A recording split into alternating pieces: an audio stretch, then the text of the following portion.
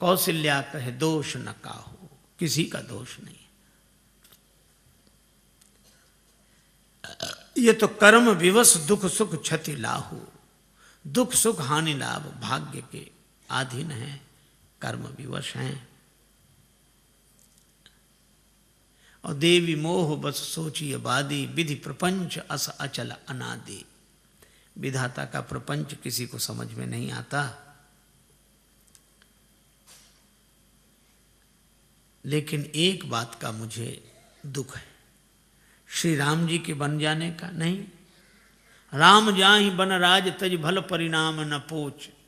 Ram ji one को चले जाएं, लौटकर आ जाएंगे, परिणाम अच्छा होगा, बुरा नहीं होगा।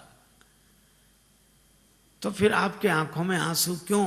कौशल्या जी ने कहा कि राम जी की सौगंध मैंने आज तक नहीं की, लेकिन चित्रकूट जैसे तीर्थ में मैं राम जी की सौगंध करके कह रही हूं, गहवर ही कहे कौशला मोहि भरत कर सोच। मुझे भरत की चिंता है। क्यों? क्योंकि गूढ़ स्नेह भरत मन माही, रहे नीक मुह लागत नाही। भरत जी के हृदय में छिपा हुआ प्रेम है। भरत राम के बिना नहीं रह सकते। इसलिए सुनैना जी, आप महाराज जनक से प्रार्थना करें कि पंचायत में ऐसा फैसला हो कि भरत जी राम जी के संग चले जाएं। श्री सीता जी को लेकर विदा हुई। सुनैना जी जनक जी के पास आई। जनक जी ने बेटी को बनवासिनी वेश में देखा।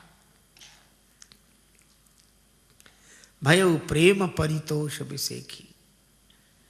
मन में स्वाभिमान का उदय हुआ कि मेरी बेटी के ऐसी त्याग का जीवन। लेकिन मन में एक बात आई, किसी व्यक्ति ने अपनी बेटी का विवाह किया बड़े ठाट वाट से।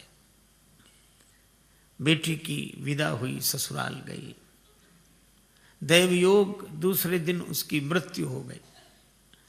सभी लोग जुड़े, शोकाकुल था परिवार। उस बेटी का पिता भी आया था। सबने अपनी अपनी श्रद्धांजलि दी। पिता ने कहा कि बेटी की समाधि बनाओ तो उस पर ये 2 पंक्तियां मेरी ओर से लिखा देना। क्या दिया? जो कुछ भी दे सकते थे हम इस उम्मीद ना मुरादी में, कफन देना ही भूले थे फकत सामान्य शादी में। हम यही देना भूल गए थे। जनक जी भी सोचते हैं कि हम ये बनवासिनी का जो वेश धारण किया, ये वस्त्र देना भूल गए थे। श्री जानकी जी की ओर देखकर कहा, पुत्र पवित्र किए कुल दो। दोनों कुलों को पवित्र किया बेटी। श्री जानकी जी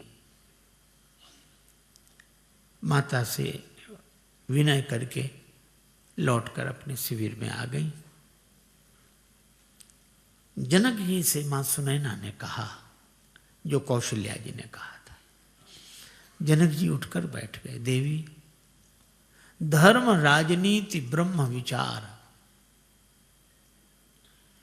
अत्यंत जटिल विषय है।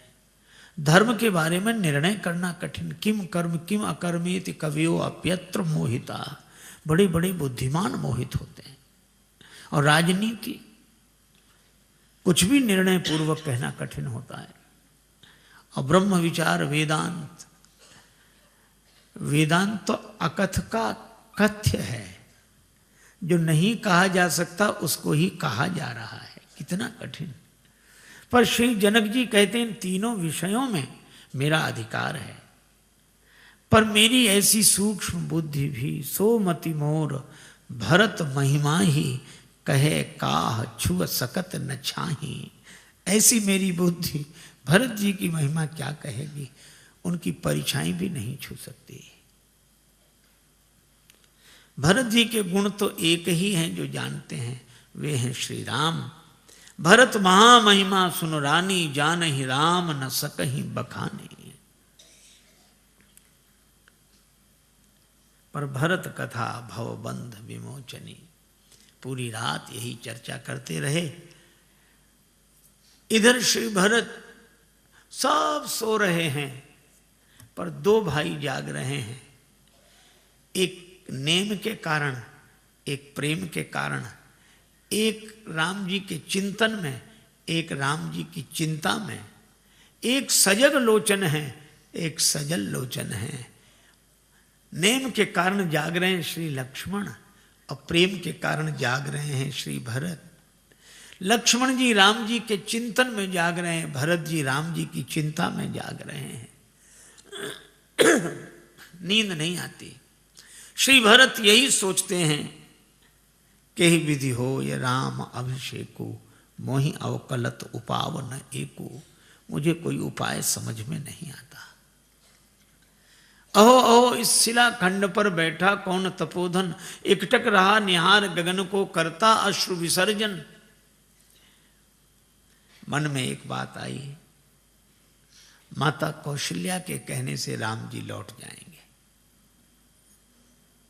मैं मां कौशल्या से ही कहूंगा। मन में हर्ष की लहर उठी, लेकिन फिर विषाद आ गया।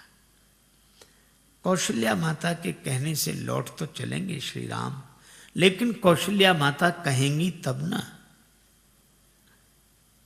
मां तो कहें बहुरई रघुराऊ, लेकिन राम जननी हठ करवि की काऊ।